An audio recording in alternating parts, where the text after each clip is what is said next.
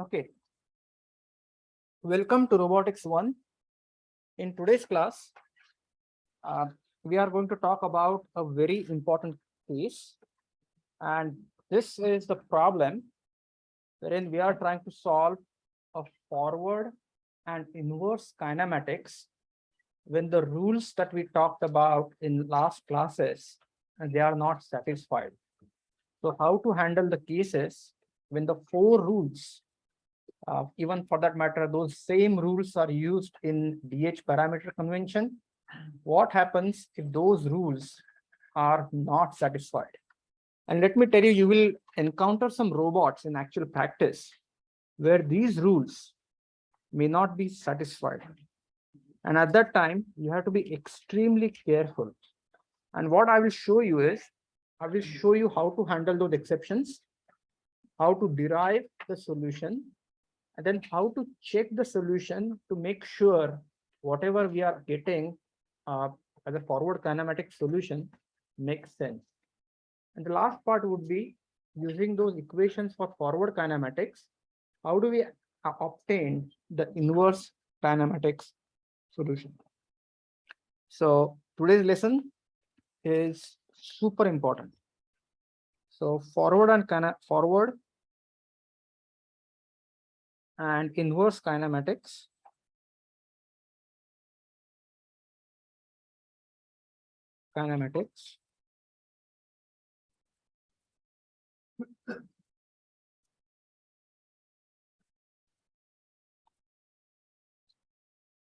Exceptions to rule. So before I talk about the exceptions to the rule, can someone tell me what are those rules? Z-axis for the joint. Z-axis is joint axis, which means if you have a prismatic joint or if you have a revolute joint, Z-axis will pass through the joint of either rotation or joint or the axis of extension or axis of rotation.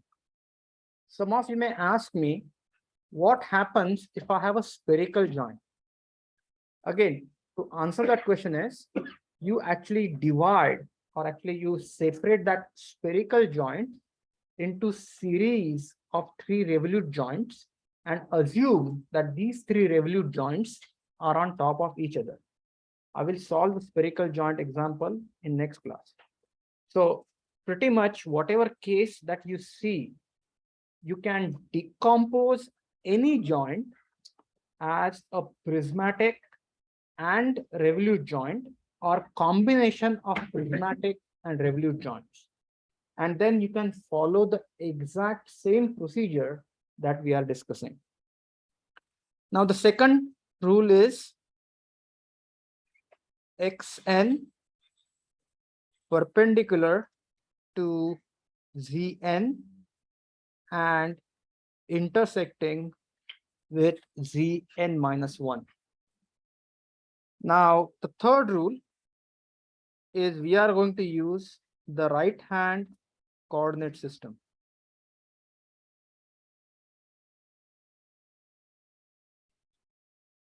Are you okay with these rules? Now, when I say exception, what do I mean by exception? Most likely 90, actually 100% of the times, you can satisfy rule number 1. About 95% of the times, you can satisfy this rule. The only rule you will have exceptions to is this. So this is where we have to handle exceptions. Now, let me take an example and then see what happens when these rules are not satisfied. So I'm going to take an example of a revolute joint. This revolute joint is attached to another revolute joint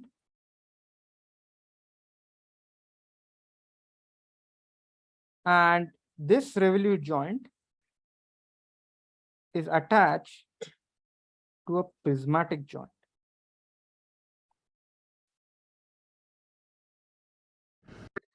And specifically, this prismatic joint can extend in this direction. So this is the extension that we will achieve with this prismatic joint. So I have this revolute joint, I have this revolute joint, and I have this prismatic joint. Now, please understand, first rule can be easily satisfied. So I'm going to call this Z naught. I'm going to call this Z1, and I'm going to call this Z2. And my end effector, just for the sake of clarity, let me say this is my end effector. And my end effector, Z direction does not matter, but for the sake of simplicity, I would assume my Z3 to be like this. Everyone okay with the sign convention? This is going to be my 0th frame. This is going to be my first frame. This is going to be my second frame. And this is going to be my third frame. 0th frame does not have any Z -1. So 0th frame is the first frame. So I can assume X axis wherever I want.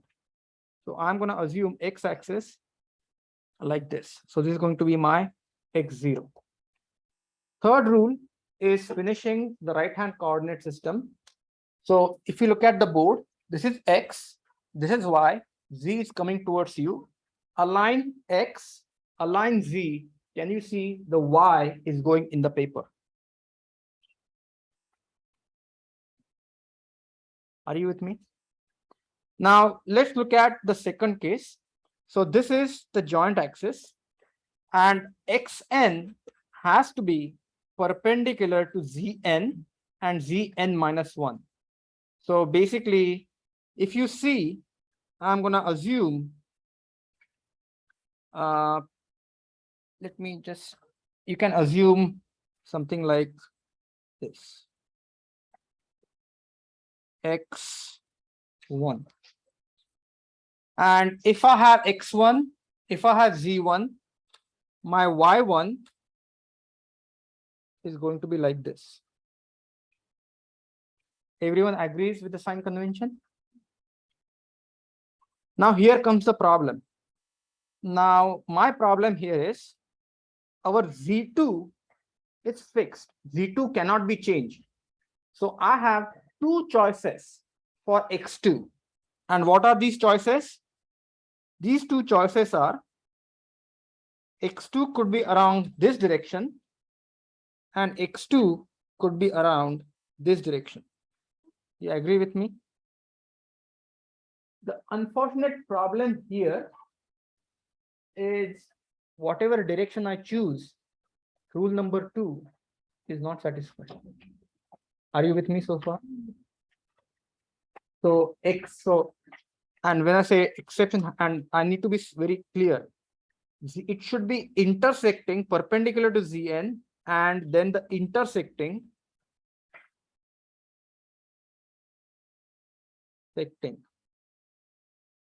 to Zn -1 and Zn. So clearly something is not right. So, but what I'm going to do is I'm just going to assume my Z direction, and I just want to get the same answer as notes. So in notes, I believe I assumed my Zn direction. So how did I assume in Z direction? Which one was Z2, X2 in my notes? Going up or going up? Okay. I mean, I can use the other direction, but then probably the homogeneous transformations won't match. Final result would be the same. So, and then if this is my Z, This is my X. My Y2 is going to come out like this. And last but not least is I will have to assume, since Z2 and Z3 are aligned, just to make my life easier, I'm going to assume X3 and Y3 like this.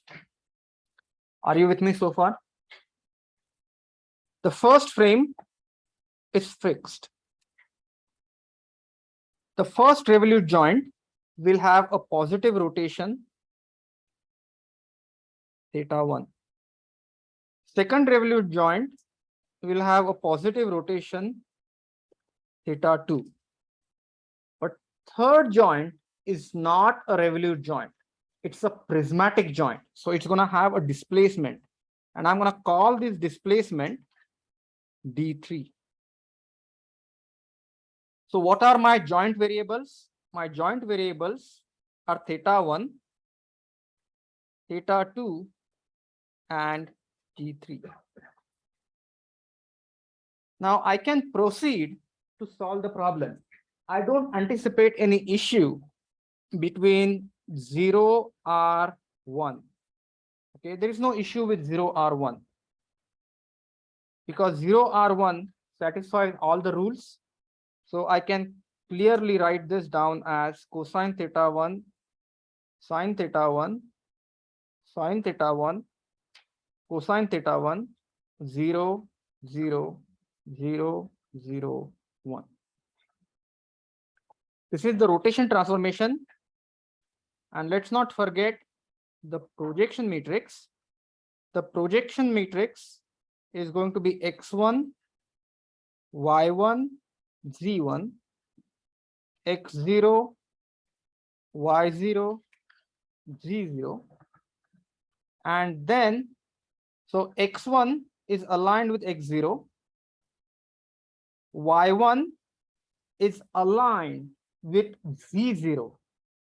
So y1 is aligned with z0 because z0 and y1, both of them are going up, and z1 is aligned with minus y0. So when I perform this multiplication, first row, first column, first row, second column, first row, third column, second row, first column, second row, second column, second row, third column, third row, first column, third row, second column, third row, third column. Everyone okay with this? Now, let me give you some distances. This is the distance for the first link, which is I'm going to call A1. A1 is fixed. A1 does not change. This is the distance for the second joint. But please understand, D3 is a joint variable and D3 is going to change. So you can imagine like you have a cylinder or a linear actuator and you apply some signal or give some pressure input, something, and that actuator extends. So that is what is happening. Now with this, I'm able to write down my 0H1 matrix. And in homogeneous transformation, the first 3 by 3 matrix is just the duplication of 0R1. Cosine θ1, 0, sine θ1, sine θ1, 0, minus cosine θ1, 0, 1, 0, 0, 0, 0, and then I have 1 over here. Now I just want to clarify one thing over here. There are 3 places that we need to fill. And I'm going to emphasize it here because you will realize in the next or the latter part of the problem, this is going to be a little confusing. So what this means is, once again, distance between frame 1 and frame 0 along x0. This is very important. This, again, the distance between frame 1 and frame 0 along y0. And this guy is the distance between the frame 1 and frame 0 along z0. This is super important. In this particular problem, you can see that this frame 0 coincides with frame 1. So there is no x offset or there is no y offset. The only offset that is the constant z offset. Do you agree with me?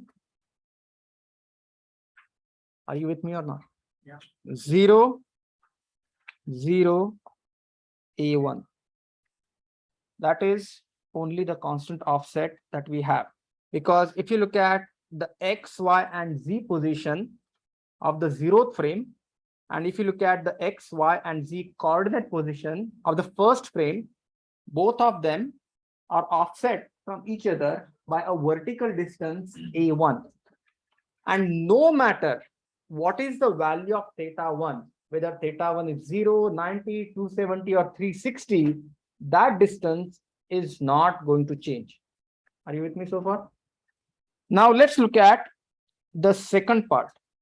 And so again, what I need to do is, in theory, I need to derive 1 R2. 1 R2. Do you agree with me? Now, before I decide to populate this 1 R2, I want you to understand that the frame 1 and frame 2, they do not satisfy the rules. Are you with me so far? So this is first thing that we should notice. Frame 2 and frame 1 do not satisfy rule number 2. So any suggestions on how do we make them satisfy the rules?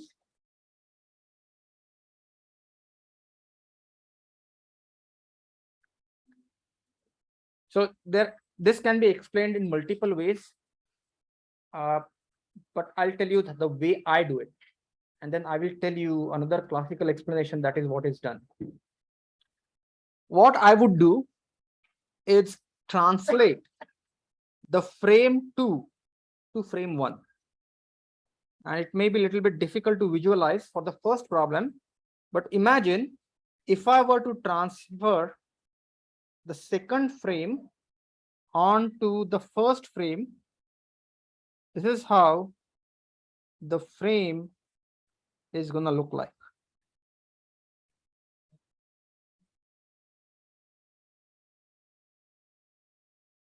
Are you with me so far? Now, there are two steps that are very important here. First step is we have translated the frame which was not at Z1 or X1, Y1, and Z1. It was at X2, Y2, and Z2. But if we left that frame as is, then our rules will not be satisfied. So what I did, for my convenience, I translated the frame, and now you can see my X2, Y2, Z2 and X1, Y1, Z1, since they are on top of each other, my 4 rules are satisfied. Are you with me so far? So you agree with me that this is going to take some time. And this won't be the first problem with exceptions that I will solve. I will solve a few more problems, but I want you to understand the logic here. So initially, I assumed the frame where the joint is. That joint is prismatic. So what I said, rather than keeping the frame where the prismatic joint is, let me translate the frame where the previous frame is. Are you with me so far? Now, please understand, the axis is still passing through the joint. Do you agree with me? We are still following the right hand coordinate system.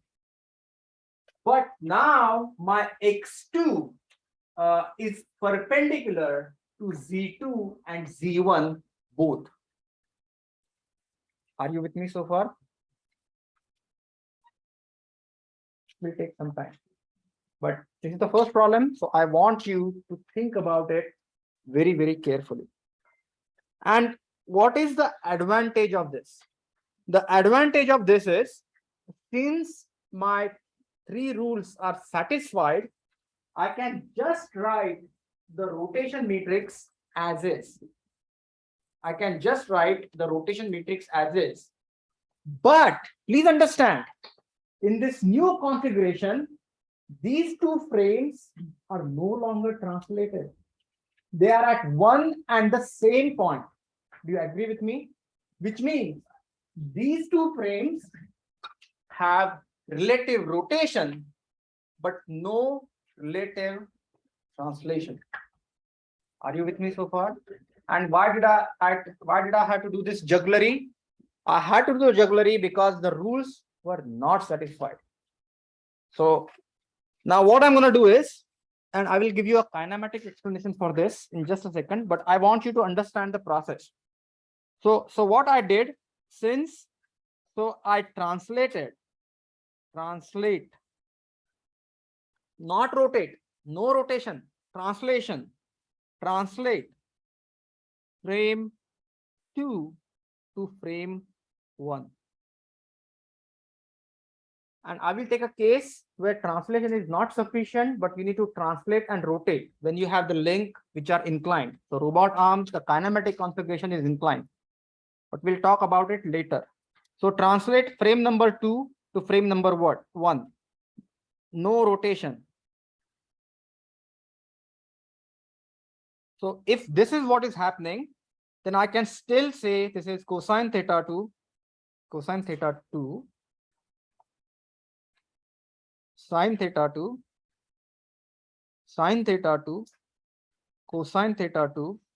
0, 0, 0, 0, 0, 1. This is super important. Now I'm forgetting something here. Can someone tell me what I'm forgetting?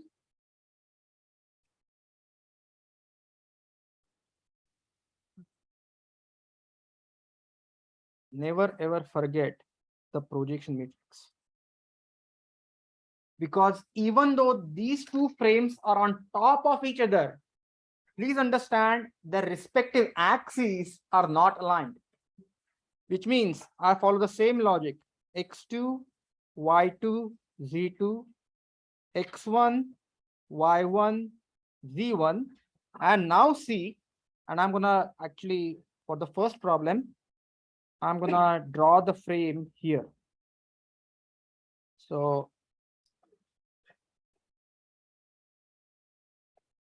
this is my frame 1.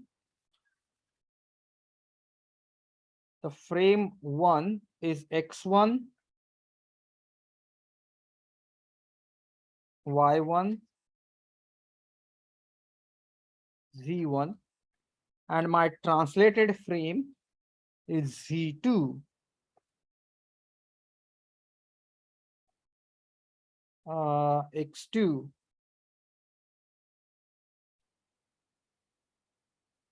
and Y2. So this is frame number 1 and this is frame number 2. Everyone clear? And now what I'm going to do is I'm going to use the projection matrix. Projection of X2 on X1 is 0. Projection of X2 on Y1 is 1. Projection of X2 on Z1, projection of X2 on Z1 is 0. Now projection of Y2 is 0, 0, 1. Projection of Z2 is 1, 0, 0. Are you with me so far? Then perform this multiplication. So first row, first column, first row, second column, first row, third column, second row, first column, second row, first column, second row, third. So which is going to be sine theta 2, 0, 1, 0. Do you agree with me? Yeah. In the online mode for 1 or 2, you started from the result and multiplied it with the projection. In the notes that you provided online. Okay. Is my 0 R1 same as online notes? So 0 R1 is same as online notes. Okay. 1 R2 same as online notes. Okay. What did I do in 1 or 2, you started with C theta 2, 0 minus S theta 2, S theta 2, 0, C theta 2, 0, 1, 0, and multiplied it with the same projection matrix. so cosine theta 2 minus sine theta 2, sine theta 2, cosine theta 2. This is what I used or no? Cosine theta 2, 0 minus sine theta. Oh. Oh, yeah. So basically, when I perform this, so this multiplication I did wrong. This projection matrix is correct, right? Yeah. And this matrix, is it correct or incorrect? Which one? No, this guy.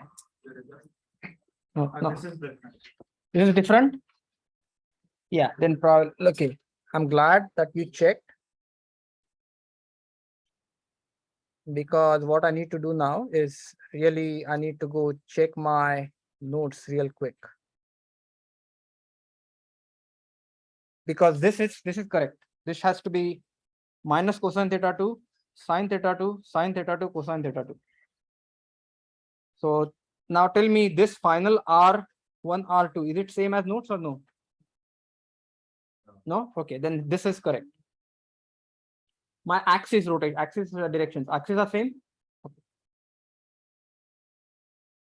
So now the last part. So okay, this is the rotation. Yeah. Oh, so I have. Okay, sorry. So this is what it is. Now this is the rotation. Now here is one big problem. If I were to do 1H2, since these two frames are on top of each other, there is no relative translation. So I would repeat this: sine theta 2, 0, cosine theta 2, cosine theta 2, 0, sine theta 2, 0, 1, 0, and I would say 0, 0, 0, and let's not forget 1 here. And now once again, frame so frame 2, frame 1, what I need to do is I need to add 0, 0, 0, because both of these frames are on top of each other. Everyone understood this? The last part, and that is where it gets tricky, is the problem of 2R3. Yeah. So with that, once we have the 1R2 matrix, what would prevent us from undoing the rotation of that point and just adding A2 in? You can do that, but bear with me for a second. I don't want to confuse you. I just want to follow the process. So now 2R3. 2R3 means the rotation about joint 3. Joint 3 does not have any rotation.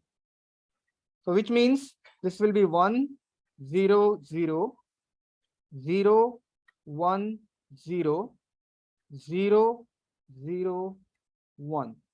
Do you agree with me? Even though their rotation is 0, please understand, rotation is 0,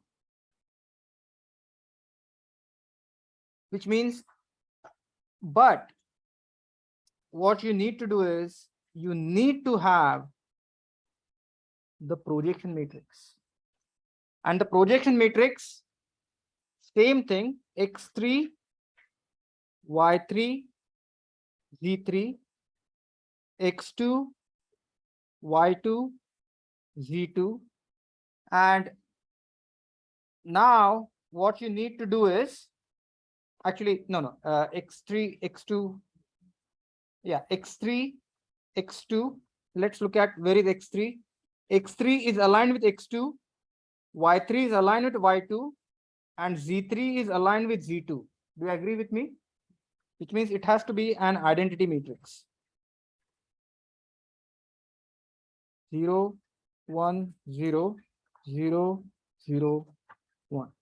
Which means at the end of the day, but this may not be true. Remember, this could be different. In this particular case, they coincide. But if you have a complex robotics problem, most likely you would have some projection matrix which is not identity. So what that means is finally you have 0, 1, 0, 0, 0, 1, 0, 0, 0, 1. Now the last part, and which is super important, is write the homogeneous transformation to H3. Logic is the same. 2H3 will be 1, 0, 0, 0, 1, 0, 0, 0, 1, 0, 0, 0, and then you are going to have 1. Now here comes the main problem. And I'm gonna, don't talk. I'm writing this x, y, and z distances. So this is frame 3 along frame 3 with respect to frame 2 along x2, frame 3, and I'll tell you the reason why I'm writing this down, with respect to frame 2 along y2, frame 3 with respect to frame 2 along z2. But here is the problem. Our frame 2 is now translated frame.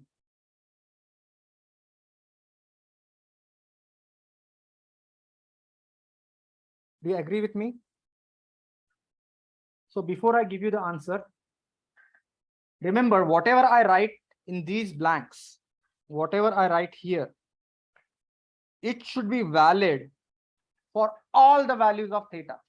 I mean, for that matter, all the values of theta too. Can someone tell me what should be in the first blank? So fourth row, first row, fourth column. What should I write here? 0.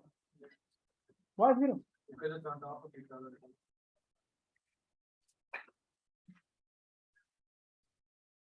Frame 2 is on top of frame 1. Frame 3 is all the way on the end effector. So they are not on top of each other. Yes. So I'm not sure what happens with rotation yet, but as far as the magnitude of the distance, does it need to factor in the length of the right? I understand. Just hold on a sec. This part is very confusing. That's why probably I made a mistake when I was working out the solution, but let me explain it to you what we. In other words, what we have done is we have split the articulation into revolute joint and the prismatic joint. So theta 2 we took care of theta 2 by in our 0, 1, 2. So basically 1H2. Can you see 1H2 involves theta 2? You can't have theta 2 floating around in joint 1, joint 2, joint 3. Everyone understood this? So the third joint variable is D3. That D3 needs to appear somewhere over here. Do you agree with me? It won't be D3 cosine theta 2 or D3 cosine theta 2. Why? Because theta 2 we took care of. Everyone understood this? So now there is only D3, and that D3 should appear somewhere here. Everyone understood this? Now the question is, where should it appear? Now for that, now what I want you to do is think about this very, very carefully.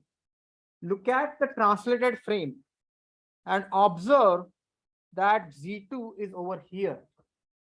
And the translational distance between X2 or frame 2 and frame 3 is A2 plus D3. Are you with me on that? So this will be A2 plus D3. 0, 0. It is absolutely critical for you to understand this point, and I will explain this to you once again. So now if you look at the frame is basically X2, Y2, Z2, and the next frame that we are dealing with, this frame is this frame number 3. And this frame number 3 is Z3, X3, Y3. So this is Z3, X3, and Y3. And I need the distance between these two frames along Z2. So please understand this distance is A2 plus D3. And that is not about Z3, it is about Z2. So this has to be about Z2. So this is A2 plus D3. Everyone understood this?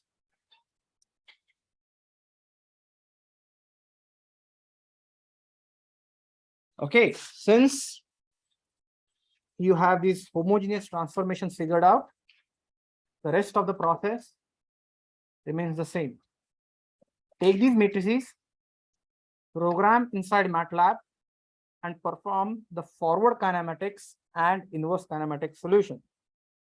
But before I go there, I want to explain this problem once again and answer any questions you may have. So in this problem, we have a revolute joint that is perpendicular to the other revolute joint. Why they are perpendicular? Because the joint axes are perpendicular. The third joint, which is a prismatic joint, that is also perpendicular to the second revolute joint. That's why this case is R perpendicular to R, perpendicular to R. If you change the last prismatic joint and make it vertical, it becomes the case for the scalar robot. So basically, this whole thing you can manipulate very quickly and convert that into a scalar robot. So now what we are going to do is, first and foremost, we assign the coordinate system. After we assign the coordinate system, we notice that for frame 2 and frame 1, the rules are not satisfied. And the way to make them satisfy is to translate the frame 2 onto frame 1. If you look at the classic kinematics books, sometimes they say add an intermediate frame. And then you say that the first two frames, so you have these two frames, these don't satisfy the rules, add another frame, and these two frames satisfy the rotation rules, and these two frames satisfy the translational rules, but either way is fine. So what I did, I translated the frame onto the x1, y1, z1, and then I noticed that for this particular translation, the rules are satisfied. I started with our regular C cosine theta 1, sin theta 1, sin theta 1, cosine theta 1, looked at the projection matrix, found out the homogeneous transformation. For the second case, what I have done is, since I have translated the frame 2 on top of frame 1, since I translated the frame 2 on top of frame 1, I would just look at the rotation. So rotations are cosine theta 2, sine minus sine theta 2, sine theta 2, cosine theta 2. This is the standard rotation matrix whenever we have rotation about z. And this is the projection matrix that gives me the relationship between the unit vectors in x2, y2, z2 and x1, y1, z1. And after I perform the multiplication, I get this. Whatever I get here, that needs to go into the homogeneous transformation, which is shown over here. So whatever you have went over here. But please understand, this corresponds to the translated frame, where my translated frame, which is x2, y2, and z2, that is translated, is on top of x1, y1, z1. So there is no translation, no relative translation, no offset. At this point, please understand, out of those 3 joint variables, 2 joint variables are taken care of. You should not have, very rarely, you will have joint variable for theta, joint variable for frame 1 appearing in the joint 2. If something like that happens, that should be the warning sign, something is not right. So now we took care of the joint variable theta 2. The last variable is d3, and that d3 must appear over here.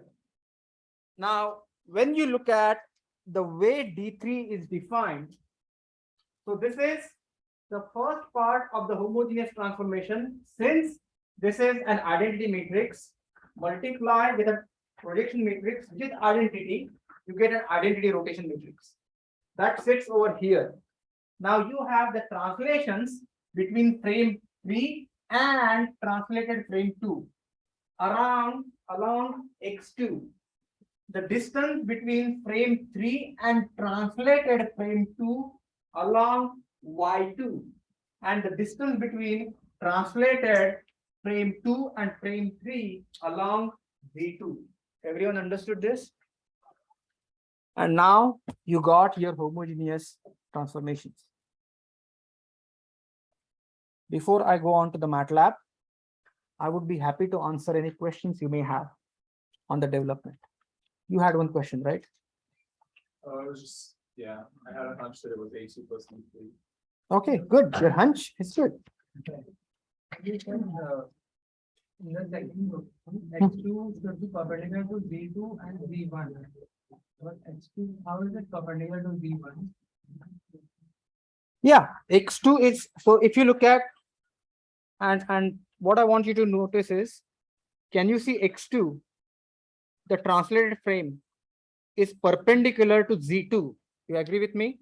And since I translated it, it is perpendicular, check this out, to z1. This, I'm going to show it to you here.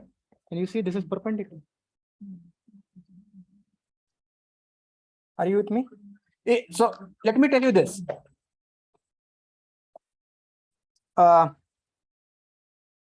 So x2 has to be perpendicular to z2, but in the earlier configuration, it was not intersecting, it was offsetted. So what I did, I took care of that offset.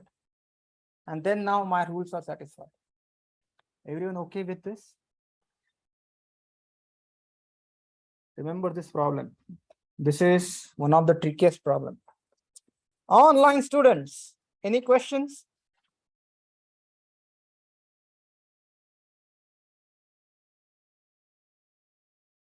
Okay, now what I'm going to do is, I am going to go to MATLAB, and my hope is, for some reason the Let me see.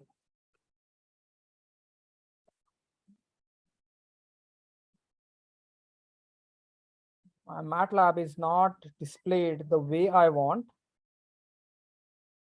for some reason.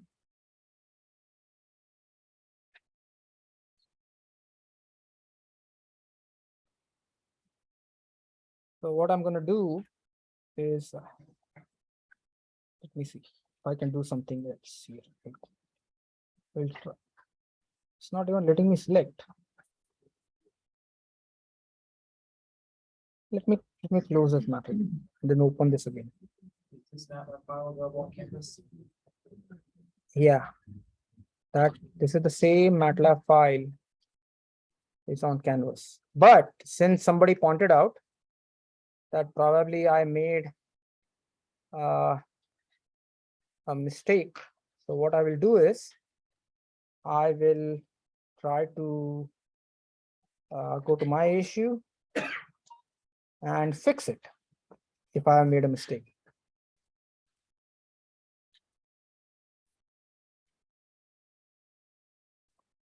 There's always a possibility that I might have made a mistake. So let me see. Modules, forward and inverse kinematics.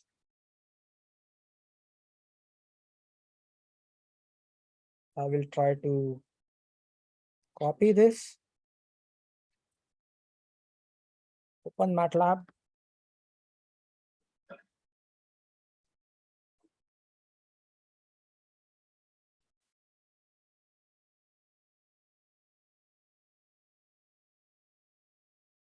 Share my screen.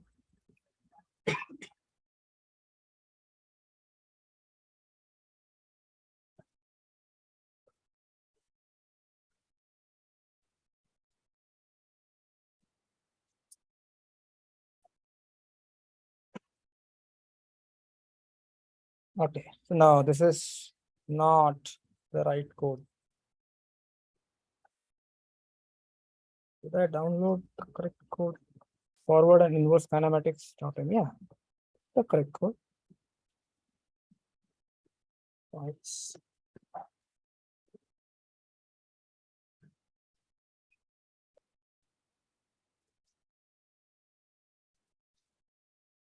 Yeah, this is the code.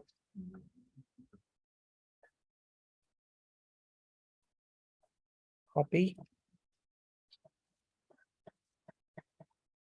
Paste.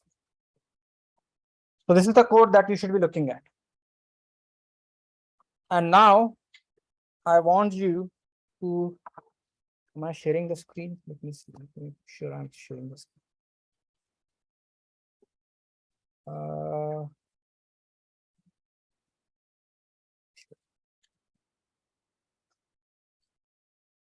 So, okay, my online students, can you see my screen?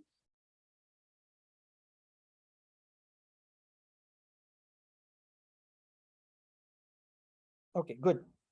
Okay, now let's try to debug the code and see if I have made any mistake. So, and I'm going to go line by line. So please note, first revolute joint perpendicular to second revolute joint perpendicular to the last prismatic joint.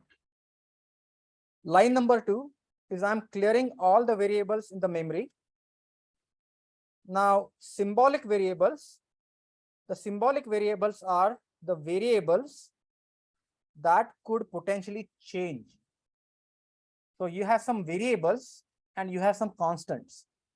So in this particular problem, if you look at the constants, the constant is A1 and the second constant is A2. The variables that could change are the joint rotation for the first joint rotation for the second joint, and the joint translation for the third joint. Everyone agreed? That is included in symbolic variable. Now, why I have copied the same variables again? Because please try to understand, in the first part of the code, I'm computing the forward solution. Okay. And the second part of the code, I am computing the inverse solution. and I want to keep these two variables separately so that the MATLAB doesn't get confused. Everyone understood this?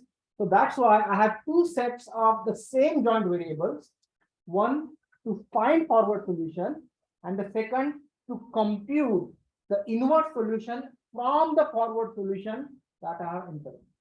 Everyone understood this? Next is I'm gonna give the values of some constant. My A1, the vertical distance, is 135 millimeters.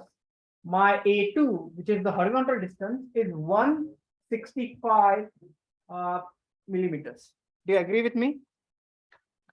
Now, H0, H1. Can someone tell me if I made mistake in 0, H1? I have my 0, H1 right here. So cosine T1, 0 sine T1, sine T1 minus cosine T1, 0, 0, A1. So I think my H01 is okay. Do you agree with me? But I think I made mistake in my H1, 2.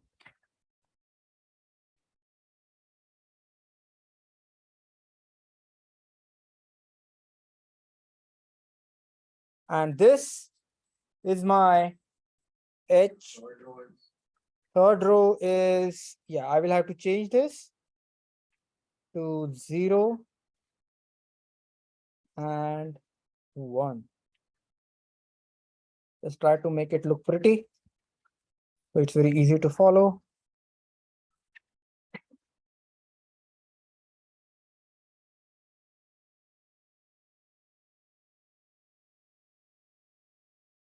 So, and now H23 is all identity except 0, 0, A3, A2 plus D3. Are you with me so far? Now let's run.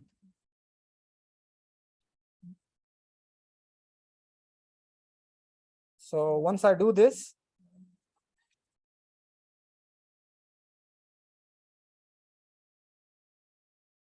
so I get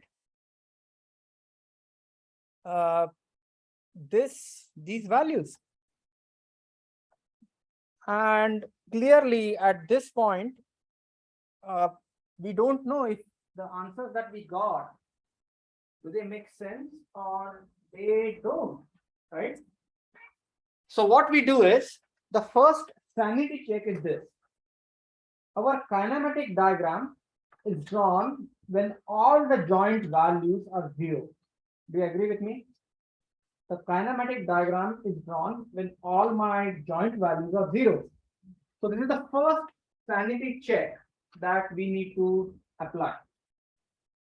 If my theta 1 is equal to 0, if my theta 2 is equal to 0, what would be the horizontal distance between the frame 3 and frame 0? What would be, and at this point, I want you to look at the figure that we have. I can't show you both at the same time, but can you see that that distance is nothing but the joint length B3 and 165. Do you agree with me? Then if my sine theta 2 is equal to 0, what is the distance between the 0 joint and the third joint? 135. Do you agree with me? So that makes perfect sense. Now let's keep theta 1, and this is exactly how you should analyze if your forward kinematic solution is correct or incorrect. First, make theta 1 is equal to 0, theta 2 is equal to 0, and see if it makes sense. Now, what I'm going to do is, I'm going to make theta 2 is equal to 0. I'm going to make theta 2 is equal to 0, and I'm going to vary theta 1 through a positive rotation. Remember positive rotation? So now it's going to go in this direction. So what do I get in x1? In x1, I get cosine theta 1, T2 is 0. So the cosine of this angle. Are you with me so far? Once again, this is the articulate joint. prismatic joint is my wrist. Okay, so I have a rotation about this, and I have a rotation about this. So my z is going up. So I'm like this. Can you see this cosine component is gonna give me the x translation between frame 3 and frame 1, and the sine component is gonna give me the y translation between the frame 3 and frame 1. You agree with me? And since my theta 2 is 0, what I get is I just get the vertical distance 135. Are you with me so far? Now I want you to do the exact thought exercise, assuming your T1 is 0, but now you have T2. Can you see, if you have a non-zero theta 2, then what's going to happen is you are going to have the distance between D3 and 165 cosine component, and then you are going to have a sine component. Everyone understood this? You have to do this exercise yourself, just to make sure that the equations that I have derived for forward kinematics are correct. This is exactly how you should check, no matter how complex the manipulator is. Always split the manipulator into 3 joints: RRR, RRP, PPP, RPR, whatever it is. Just focus on 3 joints. You are going to get a forward kinematic solution including 3 joint variables. Then you should make each joint variable sequentially 0. So first joint variable is equal to 0. See if the solution should make a very simple sense. It would be like a 2D solution. Then make the first and the third joint variable 0. Look at what's happening with the joint variation in the joint variable 2 and continue forward. Everyone understood this? And then your forward kinematics will never go wrong. If at this point you see that, oh, it's not making sense. For an example, for positive D3, if you get a negative sign in your forward kinematic solution, the frame orientations are wrong. So this is how you would check. Everyone understood this? Yes, no? It will take some time. And I will work out few more problems. Now what I'm going to do is, in the next step, I'm going to substitute the values that I got here. So can you see my forward kinematic solution here is cosine theta 1, cosine theta 2, D3 plus 165, cosine theta 1 plus cosine theta 2, D3 plus 165, A2 is 165, cosine theta 2, sine theta 1, A2 is 165 plus D3. So what I'm going to do is, I have actually applied, just copied this equation over here. So evaluate selection. And can you see that these are my forward kinematic solution? Cosine theta 1, cosine theta 2, cosine theta 2, sine theta 1, and sine theta 2, D3 plus 165. Everyone understood this? It is very important to know, and this is something that you should take care of. If you want MATLAB to find out the inverse kinematic solution for you, it's very important. If you want MATLAB to find inverse kinematic solution for you, in your forward kinematic solution, you should only include the joint variables. Everything else must be a constant. Everyone understood this? Because in our inverse kinematic solution, what we are going to do is, we are going to find out what is the value of T1, T2, and D3. Are you with me so far? Now, in the second stage, what I'm going to do is, I am going to supply some values for theta 1, theta 2, and D3. And since I'm going to supply some values to the variable, I'm calling these values as TT1, TT2, and DD3. These are the constant values I'm supplying to the variables T1, T2, and D3 to give me one particular solution. Do you agree with me? I could substitute some other value and I would get some other solution. But I want to find out my forward kinematic solution just for when theta 1 is equal to 0, theta 2 is equal to 35 degrees, and the prismatic joint extension is 170 millimeter. Everyone understood this? And then I'm gonna use this evaluate selection. And then the last part is here. I have to look at this substitution. Why is this substitution needed? The substitution needed is because we are assigning a constant value to a symbolic variable. So you cannot just use an equal to sign. Why you can't use an equal to sign? It's not an assignment, it's a substitution. Everyone understood this? Assignment is like PT1 is equal to 0. PT2 is equal to 35. But this is not an assignment. Instead, this is a substitution where a variable is replaced by a certain value of constant. So you can change that value anytime.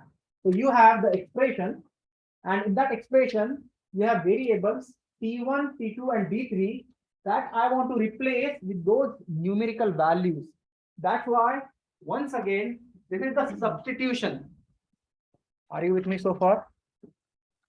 And once I perform this substitution correctly, what I'm gonna get is I'm gonna get the numerical values for Px, Py, and Pz. So which means when my end effector is at 0 degrees of theta, 35 degrees of theta 2 and 170 millimeters of extension, I get Px as 274, Py as 0, and my Pz is 327. Everyone understood this? Now the inverse kinematics problem is I gave these values of Px, Py, and Pz, and I want MATLAB to give me theta 1, theta 2, and D3. Everyone understood this?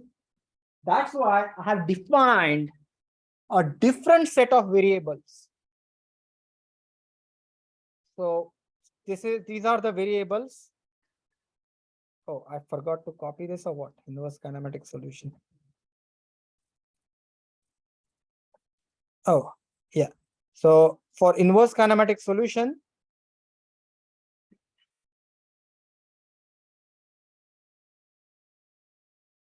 go back. And now what I'm going to do is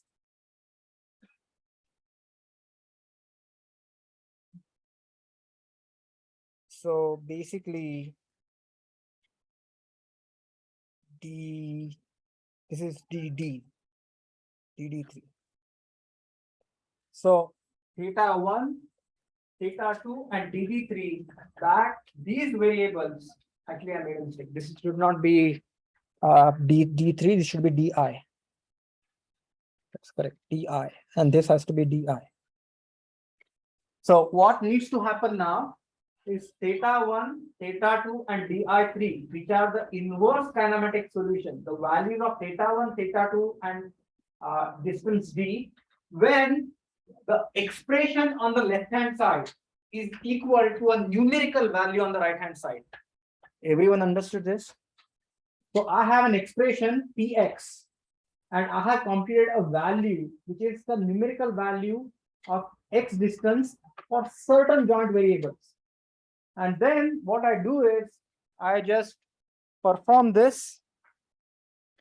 So this is going to be DI3 and just run.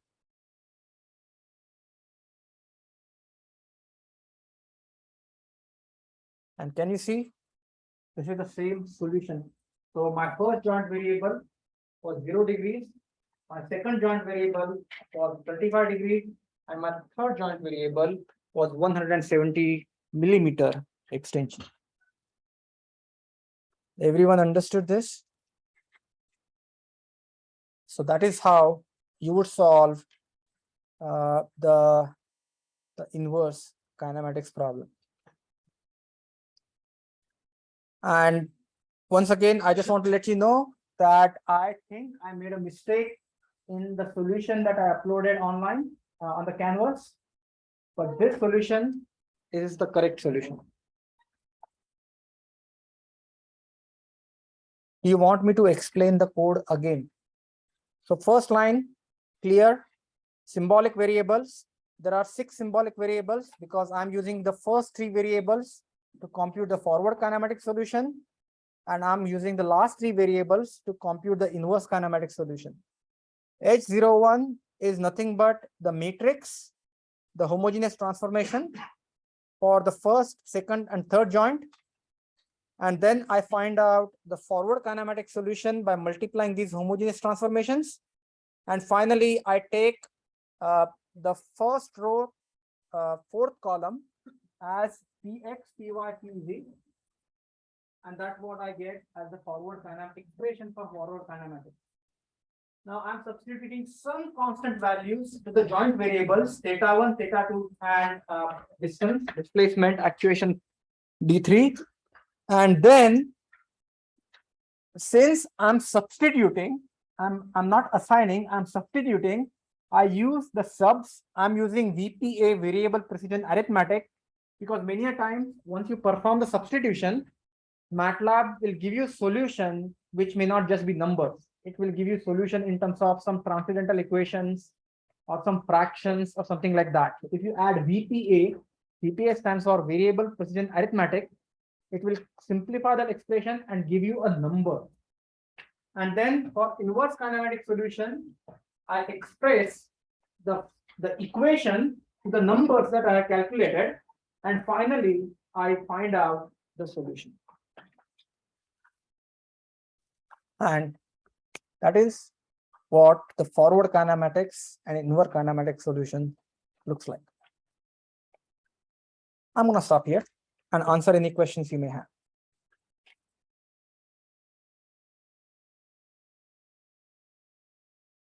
What would a prescription matrix look like if they're not 90-degree offset? If 2 frames are in between 90, what would that projection matrix look like? We'll get there. What happens if you have more than 3 dimensions? That is possible. But when we look at those cases, once we are comfortable with. Yes. Balance. Hold on. What?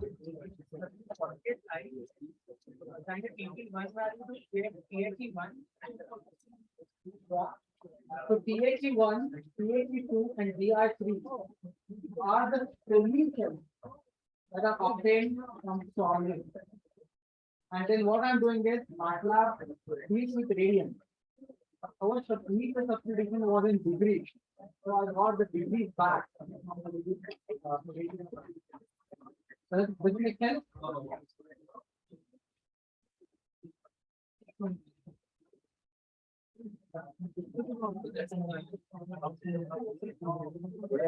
Yeah. Notes. Yeah.